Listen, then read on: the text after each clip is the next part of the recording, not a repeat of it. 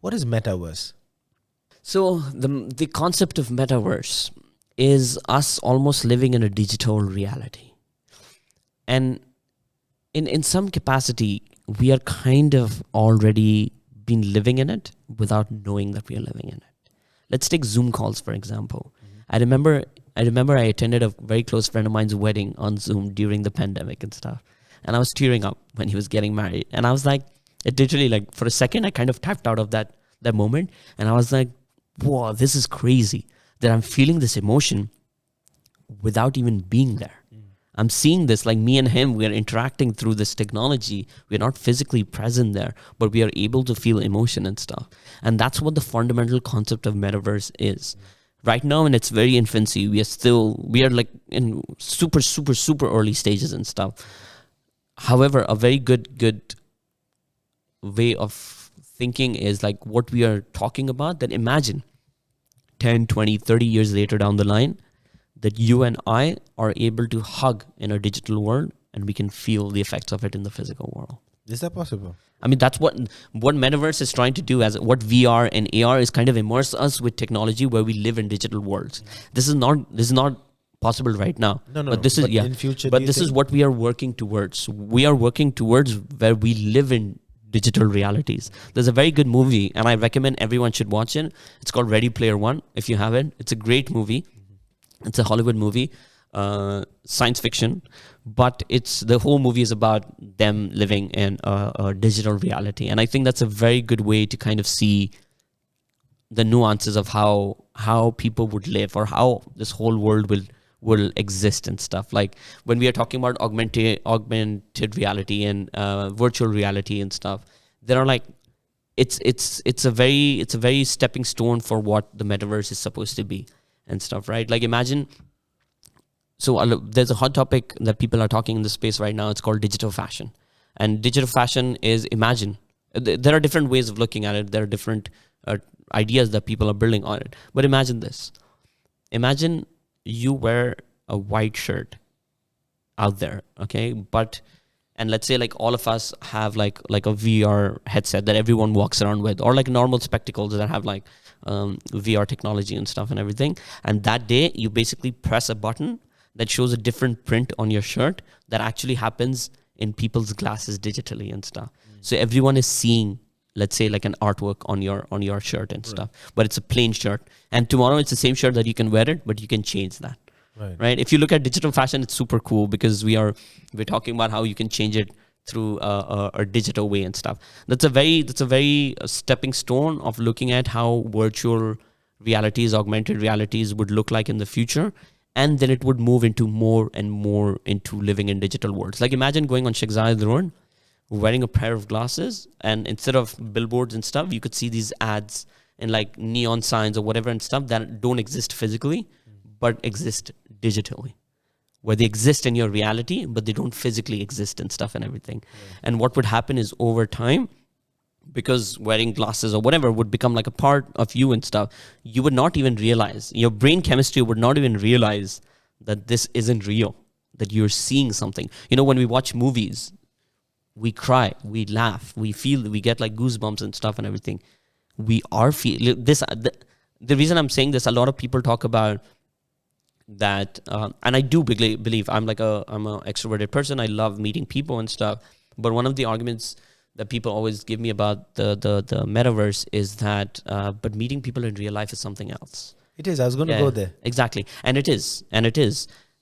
And that's what we are working towards. We are working towards, like, I'm talking like 30, 40, maybe you and I will not be alive for the actual level of what people who are building metaverses in the spaces are looking for. But imagine living in a world where you and I could be countries apart. And like, let's say I'm getting married and stuff, and you want to give me a hug and congratulate me, but you can't be there physically. But we build a technology where I'm able to feel that warmth and that love digitally. Wouldn't that be beautiful? Yes, and it wouldn't be real as well. In not that aspect, but so many other things. Like, what happens is, Rahim, we are social animals. So by wearing the glasses and the brain not recognizing that that's not reality, it's like living in the Matrix or in the Avatar or like you said, Ready Player One. It's not going to be real. It's not going to be real only in the initial phase. I'm talking about to a point where your brain can tell if it's real or not. And this goes into a different conversation of consciousness or whatever. Like, what is real? Like, at what point the brain deems something real or not? And I will probably link you a study. There's a study done, for example. I watched this documentary. Maybe a lot of people have seen it. It's called The Secret Law of Attraction. There's this whole there's an experiment they do in it where they talk about that they put this athlete on a treadmill. They put the headphones, they put fans, they basically try to create parameters that makes him feel that he's running on an actual track and stuff. It takes a lot of time, but after a time when they've created enough parameters, there comes a point in the experiment where the same muscles in his head are firing up that fire up when he's running on a track and stuff. And then they kind of do the experiment where he's not even running on the treadmill anymore. Right. But he gets in his head for so long that his head is unable to, the muscles that are supposed to connect from his synapses aren't able to tell whether this is real or not, because our imagination is a lot more expansive and a lot more detailed than we think it is and stuff. So we are talking about what you're talking about is the transition stage. And the ethical aspect as well. The ethical conversation is a whole different conversation and stuff. Yes. And like one of the things I always say, and I don't want anyone to take anything I say as like, like this is going to be the future and this is good or bad and stuff. Just like everything in life, you have problems that are exclusive to something in real life. There are problems that we might have that will be exclusive to this new technology that we don't even know. We're talking about ethical issues. We're talking about this, but they say that, right? You don't know what you don't know. So we might have, and we don't know that and stuff. So only time will tell. But it's in this transition stage, we are talking about that, it's not real. But our brains will know it's not real. It's actually not physical. But I'm talking about like going even further down the line, where you're not able to differentiate, what is real and what is not. And that sounds like a scary thought as well and stuff. So obviously like there is like an ethical responsibility to build things properly, and that's a whole different conversation, I guess, with even AI or robots or whatever and stuff. But if you look at like a lot of the younger kids, they live a lot more digitally than like even we did and stuff, right? A lot of people, the kids play this game called Roblox. I think it's called Roblox and Minecraft and all of this. And they live in like this realities where they meet each other and they meet their characters, and my character meets your character and stuff. And it's so crazy to see how much they enjoy that. And this is so funny. I have a friend of mine who has, his son plays Minecraft. There was an NFT project that released that had the concept of Minecraft, but in the NFT space and stuff. His 9-year-old kid asked him to buy it because he thought this is a very valuable thing and stuff. He didn't buy it because he was like, it just doesn't make sense. So the father was like, this doesn't make sense and stuff. When his kid asked him to buy it, it was for $300. And stuff. He was like, he didn't ask him to buy it. He was like, Dad, like, this is nice. You should get it. Like, he obviously didn't say it from a investment point of view and stuff. He didn't like take his like kid seriously and stuff. That same thing that was worth $300 ended up being worth $20,000 like 2 months later and stuff. And we always talk about this. Like, I feel like as adults, we should like really talk to kids and like really give them the credibility and understand that what do they see the future to be?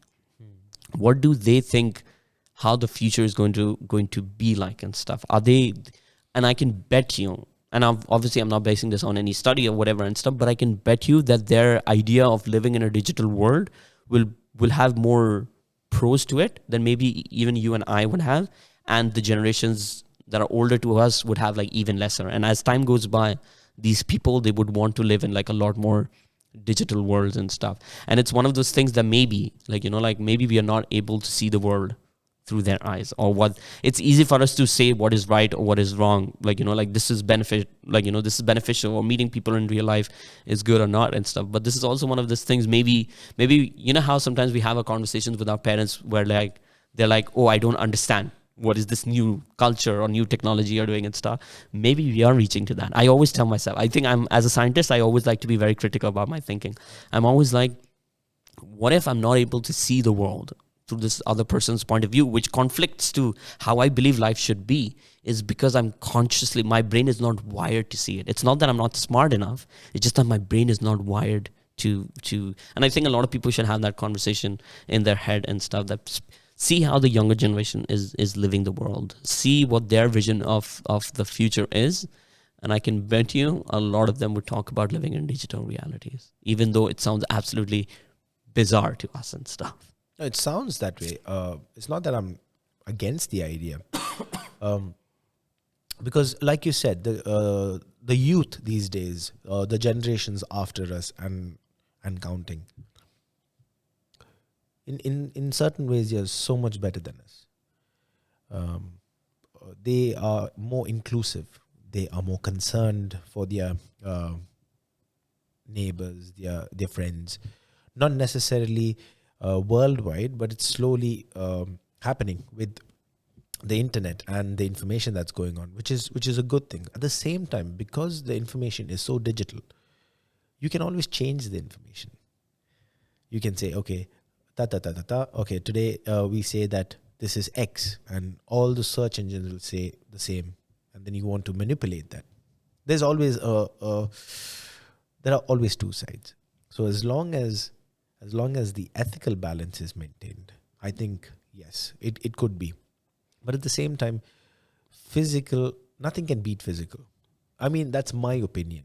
I'm not saying, no, that's the only thing. There are so many ways that maybe a person is missing somebody else and the person's no more. But you can create a virtual reality, and then the mind can't really tell, and you get certain closure that the person would want. That is a major plus.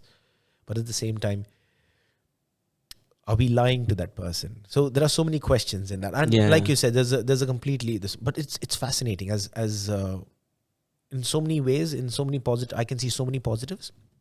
At the same time, I'm a bit concerned because, like you mentioned rightly, there are some things that don't sit with me because I'm not wired that way.